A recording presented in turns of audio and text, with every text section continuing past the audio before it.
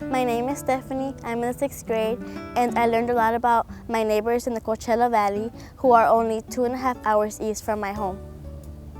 Last summer I went to Duraville to give school supplies and books to the poor, and where we went there wasn't really paved, it was just dirt roads. The trailers were really run down and some didn't even have air conditioning, and there was dogs running everywhere, and some kids looked really sad.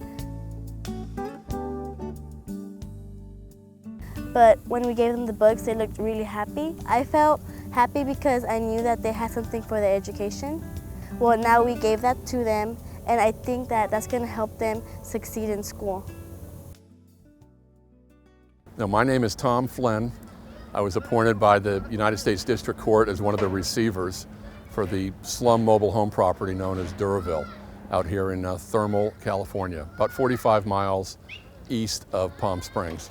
It's in the middle of a big agricultural area that extends from this area near Indio all the way down to the Mexican border.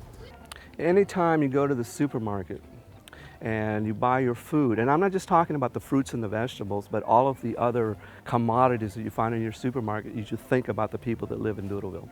Because without them, you don't have your canned fruits, you don't have your milk, you don't have your meat products, you don't have the fruits and vegetables that you eat every single day.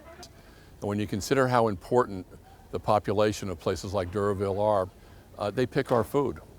And as long as we all insist on eating food, we're going to need farm workers. Agriculture is still the second leading industry in Riverside County. It's a multi-billion-dollar industry, and without farm workers, you don't have an agricultural industry. The only industry larger than agriculture is tourism. When I was young, every school child in California had to read John Steinbeck, Grapes of Wrath, about the farm worker conditions in the Kern County, lower San Joaquin Valley.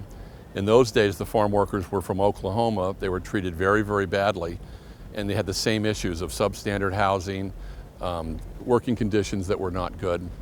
In the 50s, you had Edward R. Murrow, one of the most famous journalists of all time in television.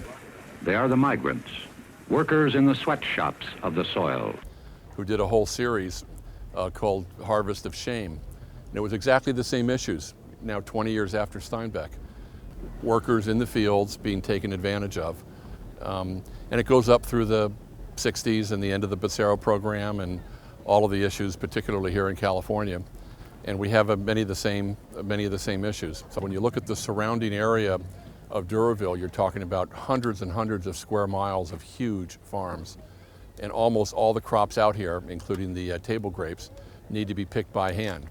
There aren't tractors or some mechanical way to do the work. So we're 100% dependent on human beings picking food the same way they did 50 years ago, the same way food was picked and harvested 100 years ago. In the Coachella Valley, there's this huge contrast between one of the richest places per capita in the nation, right there in Palm Springs, and then just a few miles from there, you have workers that are living in poverty, that have the worst working conditions possible, where a woman died last year of heat stroke. Imagine if everyone helped families like these. What kind of world do we really want? If we should be providing to people who provide for us.